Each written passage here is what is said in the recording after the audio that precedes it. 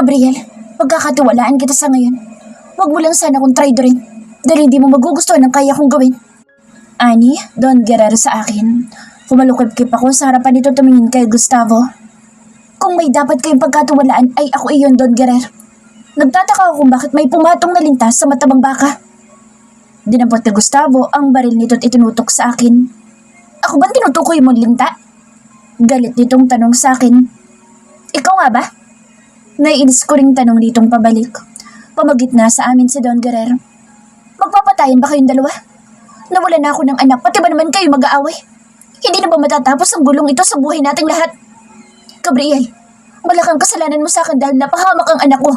At dahil sa iyo, namatay siya. Ako mismo ang papatay sa iyo sa oras na hindi mo makuha kay Monica ang parte ng Black Book. Pangalan natin na nakasalalay dito at ang mga negosyo natin. Maliwanag ba? Tatandaan ko lahat ng mga sinabi ninyo, Don Guerrero.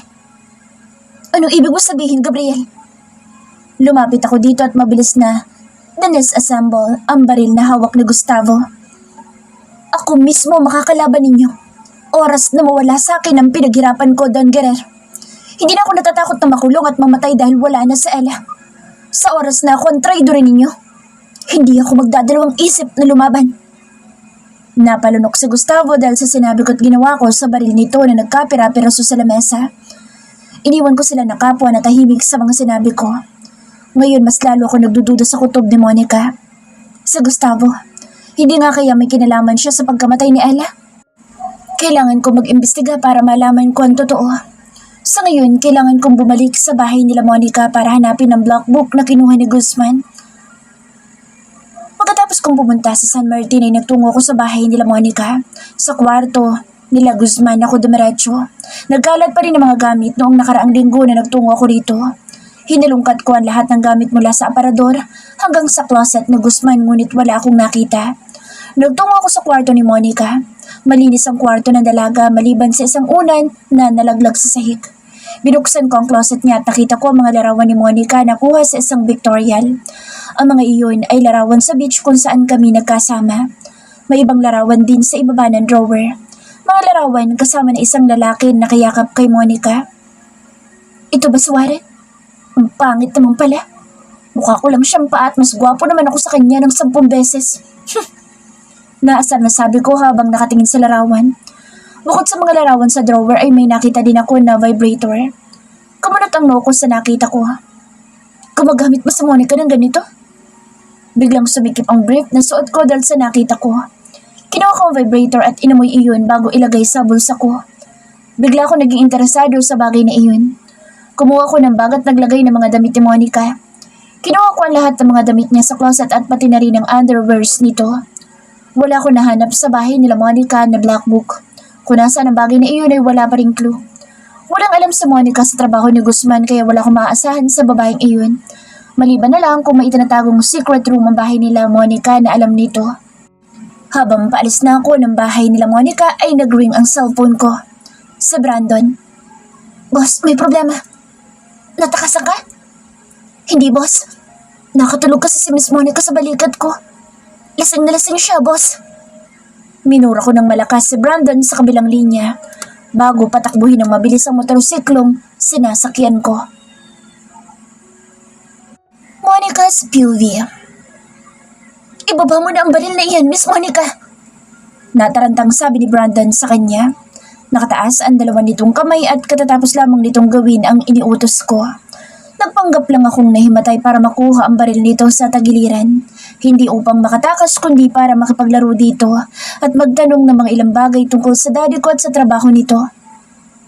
Hindi ako marunong gumamit nito pero sa tingin ko kapag kinilabat ko ang gatilyo, puputok ito tatama ang bala sa katawan mo. Nakangising sabi ko kay Brandon. Kapag nalaman ito ni boss, talagang mananagot ako sa kanya.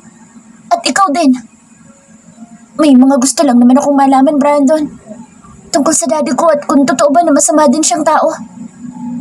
Miss Monica, lahat ng sinabi sa iyo ni Boss Gabriel ay totoo. Hindi siya nagsisinungaling kaya ibigay mo ng baril na iyan dahil mananagot ako kapag may nangyaring masama sa iyo. Napangiti ako sa sinabi ni Brandon. Ibig palang sabihin ay concerned sa akin ang boss mo?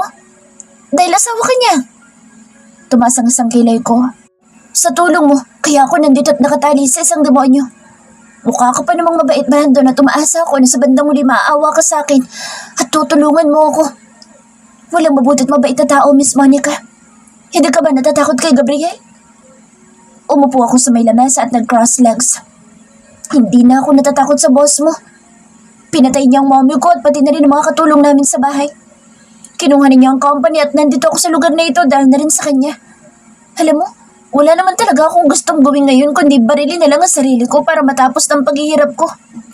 Ano sa tingin mo? Mabilis na napalunok si Brandon. Kung mamamatay ka, hindi mo malalaman ng totoo na... Kumunot ang noo ko sa sinabi nito. Anong totoo? Mabilis akong bumaba ng lamesa at lumapit dito. Ngunit mabilis nitong nasipa ang baril na hawak ko. Nahulog yun sa sahig na mabilis nitong dinampot. Inalis nito ang bala saka ibinalik sa tagiliran nito. Maya-maya lang nandito na sa boss. At magagalit siya sa akin kapag naabutan niya ako dito sa loob ng bahay niya. Sige na, Miss Monica. Bumalik ka na sa kwarto mo at hintayin mo ang asawa mo. Brandon, hindi mo pa nasasabi sa akin na dapat kong malaman. Malakas na sigaw ko rito habang palayo ito.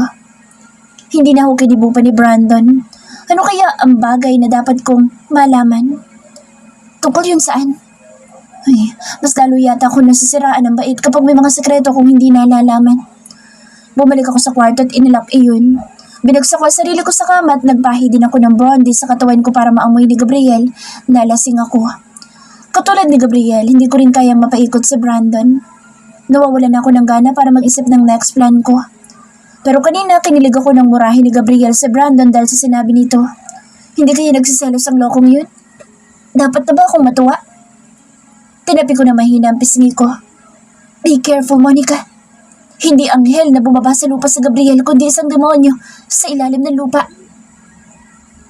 Napapitlag ako sa sunod-sunod na katok sa nakasarang pinto. Pumikit ako tinayaan si Gabriel na buksan ang kwarto.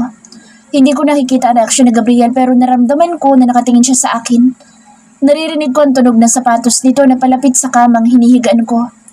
Malakas nito ibinagsak ang isang bagay sa higat narinig ko ang malakas na pagbagsak ng pinto ng kwarto. Nang maramdaman ko na wala na si Gabriel ay nagmulat ako ng mga mata. Tumingin ako sa bagay na nasa sahig at laking gulat ko nang makita ang favorite travel bag ko na nandoon. Muli kong narinig ang pagbukas ng pinto at muli akong pumikit. Tumabi sa tabi ko si Gabriel at naamoy ko ang wooden scent nitong pabango. Naramdaman ko rin ang kamay nito sa noo ko.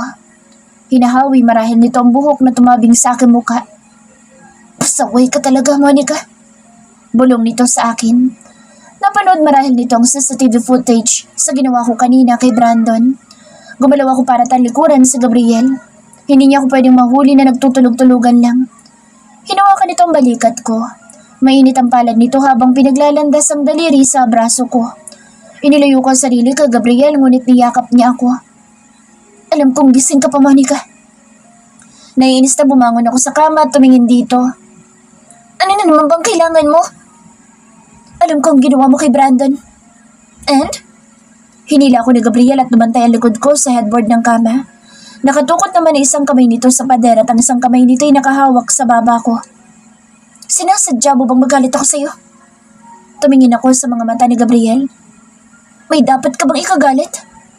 Bumaba ang tingin nito sa mukha ko. Oo, dahil asawa kita. Hinapit ito ang bewang ko at siniila ko ng halik sa aking mga labi. Alam mo bang naiinis ako sa tuwing may iba kang pangalan na binabanggit? Namamaos nitong tanong nang maglayo ang aming mga labi. Pakiramdam ko isasabog ako sa galit. Gabriel, muli niya akong hinagkan sa labi. Pumikit ako, tinayaan ko siya na halikan ako. Niyakap ko siya at isinuklay ang daliri ko sa buhok niya. Hinila niya ang bewang ko at nagpalit kami ng posisyon. Nasa ibabaw na niya ako at patuloy na hinahalikan. Gumapang ang halik nito patungo sa aking leeg. Inilapit ni Gabriel ang bibig niya sa tenga ko. You're a good kisser. Namula magkabila akong pisngi sa sinabi ni Gabriel. Tinulak niya ako pagkatapos at saka siya umalis ng kama. Matulog ka na. Gusto mo ba ako kaya ka lumalapit sa akin? Kaya ka natatakot na may iba akong mahalin? Sa tingin mo ba magugustuhan ko isang mamamatay tao na katulad mo, Gabriel? No way. But you almost undress yourself when I kiss you. Tumaas ang isang kilay ko. Dahil ikaw ang nanunukso. Tumawa si Gabriel dahil sa sinabi ko. Hinubad nito ang t-shirt at inihagis iyon sa akin. Just close your eyes and imagine that I'm having sex with you. Sinara nitong pinto matapos nitong magubad ng pang-itaas na damit sa harapan ko.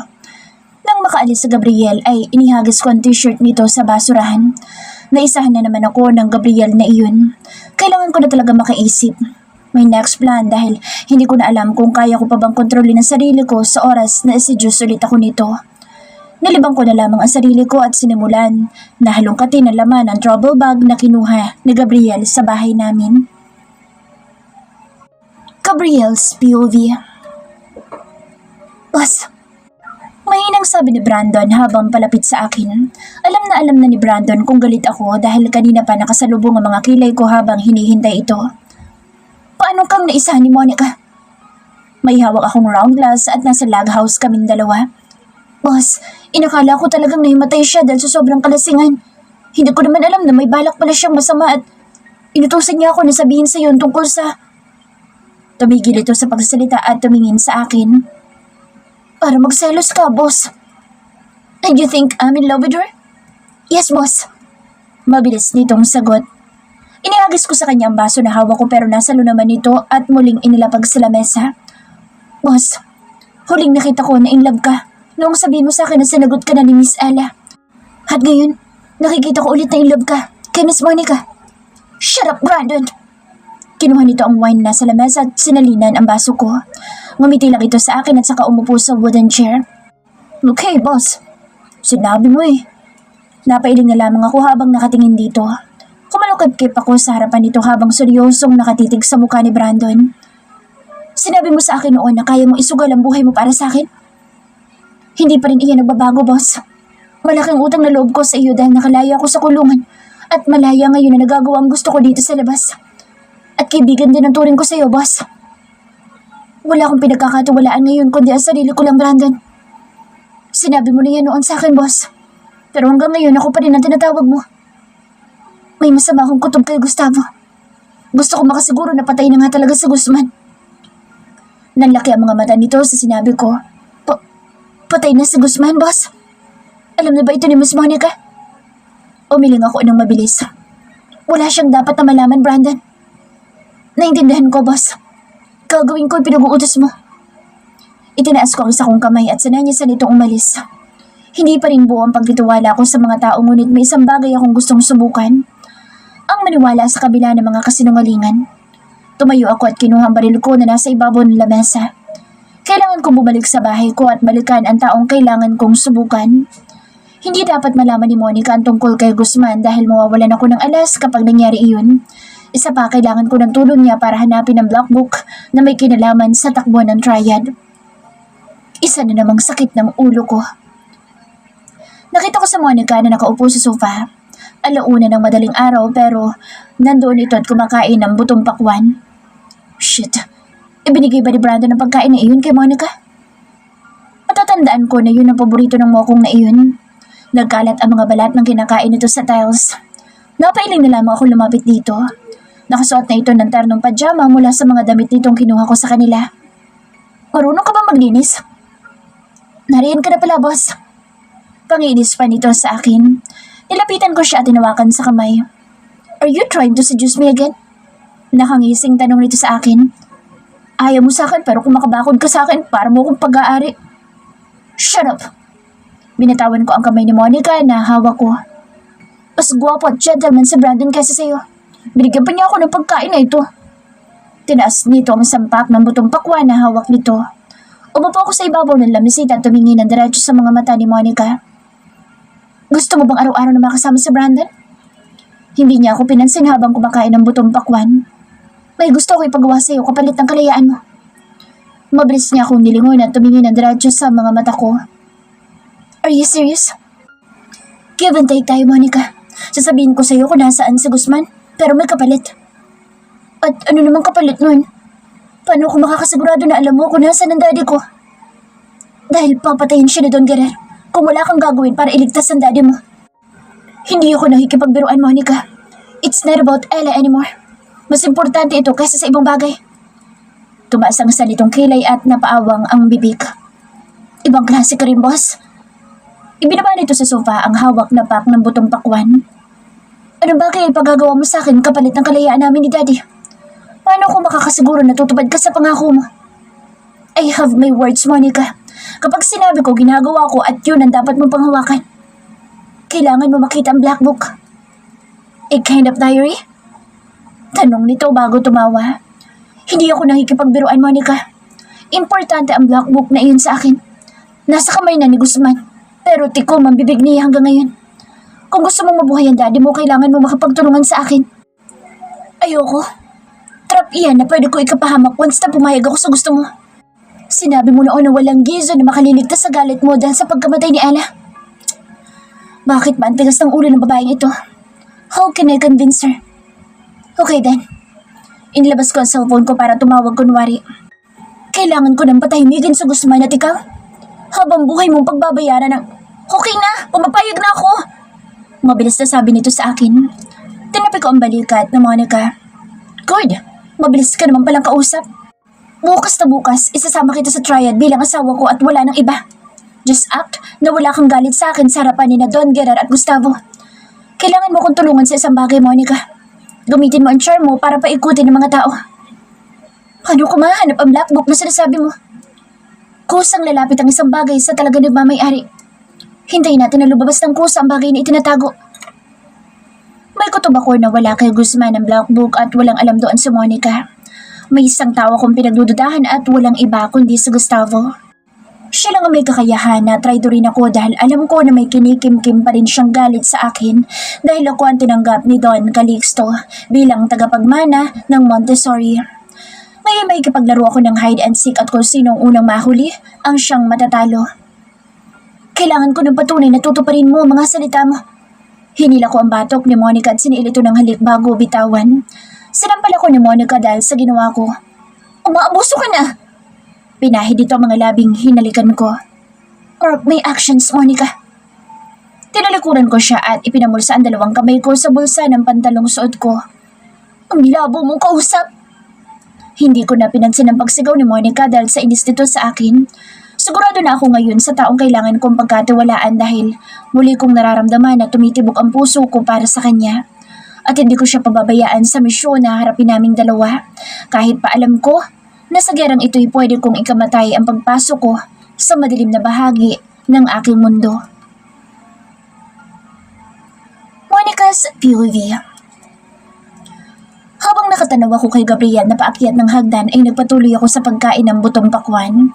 Hindi ako sigurado sa desisyon ko pero bigla na lang ako nakaramdam ng pag-asa. Sa pagpayag ko, pwede kong iligtas si Daddy sa tulong ni Gabriel. Mukha naman siyang nagsasabi ng totoo at mukha naman siyang seryoso. Si Daddy, kailangan niya ng tulong ko. Kumiga ako sa sofa at itinaas ang dalawang paa ko habang nag-iisip. Paano ako makakatakas kay Gabriel? Ano ba ang dapat kong gawin? Ay, naguguluhan talaga ako ngayon. Maya-maya bumangon ako sa sofa. Inayos ko ang mga kalat ko sa sahig at inilagay iyon sa basurahan. Bigla tuloy ako naglinis ng kalat ko dahil sa isang kasunduan. Hindi lang siguro ako sanay na seryoso si Gabriel ngayon habang kausap ako. Kitang-kita ko sa mga mata niya ang takot. Kung para saan man ang takot na iyon ay hindi ako sigurado. Kung para sa akin ba o para sa block book na hinahanap ko. Nagtungo ako sa master's bedroom pero wala doon si Gabriel. Mukhang umalis na naman ito nang walang paalam sa akin. Kinabukasan nagising na lamang ako na may katabing isang magandang red dress. May white heel sandals na kasama at may red na pouch na pati na rin ang isang set ng white gold necklace, earrings, bracelet at sing-sing na may malaking diamond. Mabilis akong bumangon ng kama at binasa ang nakasulat na letter doon. Susunduin ka ng Brandon mamayang gabi at ihatid ka niya sa El Soledad Mansion. Monica, maghihintay ako at sana'y umarte kang tunay kong asawa. Hihintayin na lang kita. Gabriel. Ipapasundo pa talaga ako kay Brandon kesa siya mismo ang kasama ko. El Soledad Mansion. Parang nabanggit na iyon sa akin noon ni Daddy. Hindi nga lang ako siguro kung ang mansyong din ba iyon ang sinasabi ni Daddy noon na pangalawang bahay nito. 10:00 pa lamang ng umaga at mahaba pa ang oras na gugugulin ko. Nagpasya ako lumabas ng master's bedroom at nagtungo ako sa kabilang kwarto kung saan madalas kong makita si Gabriel doon na pumapasok. Walang laman ang buong kwarto maliban sa isang malaking portrait sa pader at isang swivel chair sa may tabi ng bintana. Ang weird talaga ni Gabriel. Lumabas ako ng kwarto sa pag-aakala may makikita akong bagay sa loob noon. Wala na rin mga CCTV na kadalas ay nakikita ko sa bawat sulok ng bahay. Himala yata? Mahinang tanong ko sa aking sarili. Lumabas ako ng main door at nakita ko ang mga sangkadarbang tauhan ni Gabriel sa labas ng bahay. Armado ang mga ito at nakasuot lahat ng itim na t-shirt at pants. Nang makita ko sila, tumingin lang sila sa akin ng walang emosyon. Sinara ko ang main door sa takot ko sa mga armadong lalaki. Hindi pa rin nawawala ang kaba at takot na nararamdaman ko sa tuwing makakakita ko ng mga armado. Pakiramdam ko kagabi lamang nangyari ang lahat ng mga masasama sa buhay ko. Mag-iisang buwan na ako dito sa pamamahay ni Gabriel at hanggang ngayon, wala pa rin akong nagagawa. Maliban na lang ang makipaglandian sa kanya. Monica, magtigil ka. Hindi ko alam kung kalaban ba siya o kakampi. Sa ngayon kailangan kong sumugal o magtiwala sa kanya dahil wala akong ibang mapagkakatiwalaan or makakapitan kundi si Gabriel lang. Bahala na. Huminga ako ng malalim at naupo sa sofa habang iniisip ang mga dapat kong gawin mamayang gabi sa El Soledad Mansion. Sumapit ang gabi at nararamdaman kong bumibilis ang tibok ng puso ko. Habang nakaharap ako sa malaking salamin sa kwarto ay nanginginig ang katawan ko sa nerbiyos. Maging ang mga kamay ko ay pinagpapawisan dahil hindi ko alam kung kaya ko bang gawin ang mga pinapagawa ni Gabriel. Paano kung pumalpak ako at mahuli kaming dalawa? Paano kung mapahamak ako o si Gabriel? Kaya ko bang makitang manganib ang buhay niya dahil sa akin? Miss Monica! Malakas na sigaw mula sa ibaba. Nakabukas ang pinto sa master's bedroom kaya dinig na dinig ko ang boss ni Brandon na nasa sala at hinihintay na ako. Muli kong tinignan ang sarili ko sa salamin at huminga ng malalim. Nahirata pa ako sa sexing dress na suot ko. Hanggang kalahati lang kasi iyon ang hita ko tapos backless sa likod. Sobrang sexy ko na para akong mapupulmon niya sa itsura ko ngayon. Nakapusod pa itaas ang lampas balikat kong buhok. Bagay na bagay sa akin ng red dahil lumilitaw ang taglay kong kaputian. Ready ka na ba, Miss Monica? Naghihintay si Boss Gabriel at hindi siya pwedeng mainip. Ang lalaki pa talagang iyon na maiinip. Lumabas na ako ng master's bedroom at tumingin ako sa kinaroroonan ni Brandon. Nakatitig ito sa akin habang pababa ako ng hagdan. Hindi na yata ito kumukurap at nakaawang pa ang mga labi. Pinatunog ko ang daliri ko na makalapit ako kay Brandon, ngunit mabilis itong umatras ng matauhan. Kumunot ang noo ko sa inasal ni Brandon. Utos ni boss na dumistansya ako sa'yo dahil may mga asal kang hindi tama para sa isang normal na tao. Ha? Sinabi ba ni Gabriel na mapanganib ako? Sinabi lang niya na 100 meters away ang layo ko sa'yo. Mas lalo lang ako natawa sa sinabi ni Brandon. Nilapitan ko siya, tinawakan ko ang kanyang braso. Sinabi ni Gabriel na makakasama na kita araw-araw kaya natuwa ko. Napapasaya mo kasi ako at pakiramdam ko'y magiging close talaga tayo. Naku, Miss Monica, maganda ka pero mas mahal kong buhay ko. Inalis nito ang kamay kong makahawak sa braso nito. Halika na sa kotse, Miss Monica, at ihatid na kita sa asawa mo. May gusto sana ako ipakausap sa iyo, Brandon. Pwede mo ba akong tawagin na Monica na lang? Nailang lang ako sa tawag mo sa akin tapos asawa ako ni Gabriel. Alam kong hindi yun totoo. Hindi umimik si Brandon sa sinabi ko. May nakasuot na earbud sa tenga nito at mukhang konektado iyon kay Gabriel. Nawala tuloy ang ngiti sa mga labi ko dahil mukhang pinapakinggan ni Gabriel ang mga sinasabi ko kay Brandon.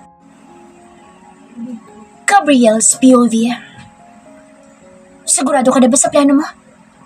Tanong sa akin ni Gustavo habang sinasabi ko sa kanya ang ginagawa ko kay Monica. Kailangan ko mapaniwala sa Gustavo na nakikipaglaro ako kay Monica at wala itong alam sa mga plano. Nag-usap na kami ni Monica tungkol dito at inaasahan ko na susunod siya sa mga plano ko. Mabilis lang mapaikot ang anak ni Guzman, Gustavo. Hindi na bago sa akin na magpaikot ang mga babae. Nakangising sabi ko rito. Hindi alam ni Monica tungkol sa triad at sa trabaho ni Guzman. Wala ding alam sa Monica na pinatay ko ang ina niya dahil sa galit ko. At hindi rin alam ni Monica kung sino talaga ako, Gustavo.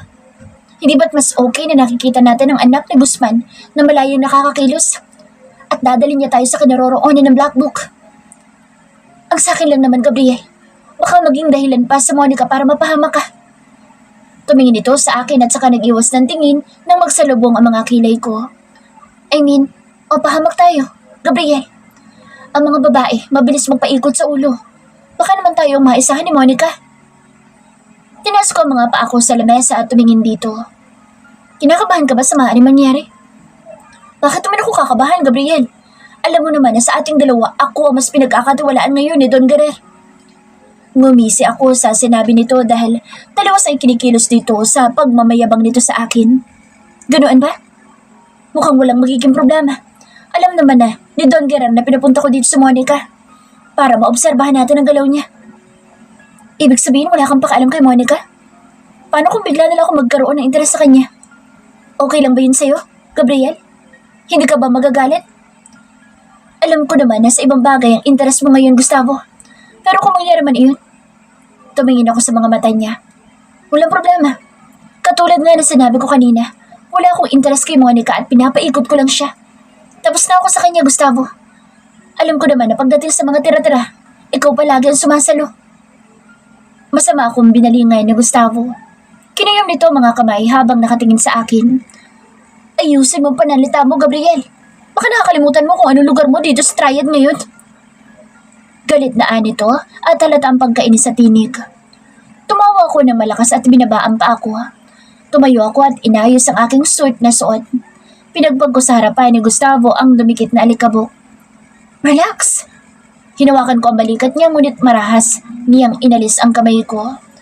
Muli ako napangiti dahil asar na ito sa akin. Lumabas ng kwarto si Gustavo na hindi maipinta ang mukha. Sumunod ako sa kanya na nagtungo mula sa lobby ng mansyon. Maya-maya pa ay dumating na ang pinakahihintay ko, sa Monica. At ngayong gabi magsisimula ang plano naming dalawa. Nilapitan ko siya at inilahad ko ang kamay ko sa harapan niya. Ngunit hindi iyon tinanggap ni Monica at tinarayan pa ako. Hinapit ko ang bawang niya at inilapit ang mukha ko sa kanyang leeg. Umalis naman si Brando na siyang driver nito matapos makita ang ginawa ko. Nakalimutan mo ba ang plano nating dalawa? Alam ko. Mahinang sabi nito sa akin na pilit akong itinutulak palayo. Bakit parang ang lamig mo sa akin ngayon? Ha? Kailan ba ako naging sweet sa'yo? Inilapit ko pa ang mukha ko sa leeg ni Monica at sumayad na mga labi ko sa balat niya. Narinig ko ang pagsinghap niya sa ginawa ko. Tinulak ko siya sa madilim na bahagi ng lobby at itinaas ang sanyang kamay. Gusto kong ipaalala sa'yo na sobrang sweet dapat natin sa isa't isa. At clingy kang partner ko. Hindi nila pwedeng malaman na wala talaga tayong relasyon, Monica. Simple lang ang mga pinapagawa ko sa'yo kaya dapat mo umarte. Sabi ko habang nakatitig sa mga mata nito. Oo na. Pwede bang lumayo ka na? Tumingin ako sa mga labi ni Monica na mapupula dahil sa lipstick nito. Hindi na kita halikan dahil masisira makapal mong lipstick kapag ginawa ko iyon. Dinikit ko ang katawan ko sa kanya at muli binaba ang mukha ko sa leeg nito. Hinagkan ko ang kanyang leeg at saka ko siya binitawan. No? Come closer to me, baby. Baby? Kinandatan ko si Monica at inilagay ang kamay niya sa braso ko. Naglakad kaming dalawa patungo sa dining area ng mansyon kung saan nandoon si Don Guerrer na kanina pa naghihintay sa pagdating ni Monica. Nang makapasok kami sa bukana ng dining area ay sinalubong kami ng mga maids na nakahilera sa gilid ng mga upuan. Saksi ang mga maids ni Don Guerrer, gaya ng inaasahan ko. Walang nagbago maliban sa isang taong madalas na sumalubong sa akin dito, si Ella. And who is she, Gabriel? Kunwari tanong ni Don Guerrer kay Monica. Lumapit ito sa amin at tumingin sa kabuuan ni Monica. Who's this beautiful and young lady? Ay, Monica. Gabriel's girlfriend. Tumingin si Don Guerrer sa akin ngunit ibinalik din ang tingin kay Monica. Are you sure? Yes.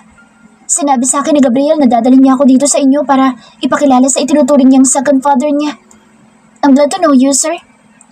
Ngumiti si Don Guerrer kay Monica. Salamat naman kung ganoon. Just call me Tito Guerrer, Monica. Inilahad nito ang kamay sa harapan ni Monica at tinanggap naman nito iyon. Nilingon ako ni Monica habang nakangiti ito. Baby, tama ang sinabi mo. Welcome na welcome ako dito sa bahay niyo. Inihilig pa nito ang ulo sa balikat ko. Tumawa naman si Don Guerrer. Yeah, anytime na gusto mong pumunta dito, welcome na welcome ka. Gabriel, my son, dalhin mo palagi dito sa Monica para naman makapagkwentuhan kami. My son? Ngayon lang yata binanggit iyon ni Don Guerrer. Hindi nga kaya natutuwa ito sa plano ko. Nakamasid lang sa akin si Gustavo at mukhang hinihintay ako na magkamali sa ginagawa ko. Ipinaghila ko ng upuan sa Monica at nasa tabi ko siya. Karap ko si Gustavo at sa dulo naman ay si Don Guerrer na malayo sa amin tatlo. Nakabantay ang dalawang bodyguard sa gilid nito. Baby, sino naman siya? Tanong sa akin ni Monica na nakatingin kay Gustavo. Para kasi nakita ko na siya somewhere. Baka sa beach. Madalas kasi na maghanap ng Seychelles si Gustavo. Hindi ba bro? Pangasar ko dito. Nagkita na siguro tayo noon sa beach, Miss Monica. Hindi lang ako sigurado kung ikaw ba nakita ko dahil marami mga ibang babae na kasama sa Gabriel maliban sa'yo. Mabilis na inapaka ni Monica ang paa ko na nasa ilalim ng lamesa. Napangiti na lang ako kahit na masakit dahil tumama ang dulo ng heels nito sa inlalaking daliri ng paa ko. Ganun pala, baby. Monica, ano nga palang trabaho ng mga parents mo? Matagal bago sumagot si Monica. Bawal bang sabihin? Dagdag naman ni Gustavo. May company kami, Tito Guerrer. Si Daddy busy sa business niya at si Mommy naman may sariling clothing shop. Very good. Ani Don Guerrer dito. Hinawakan ko na mahigpit ang kamay ni Monica. Alam ko na pressure na siya sa mga tanong dahil naalala nito ang mga ginawa ko sa mommy nito. Hindi pa nito alam na sa kabila ng galit ko kay Guzman, hindi ko nagawang patayin si Adeline. Tinago ko siya sa isang lugar na tanging ako lang ang nakakaalam.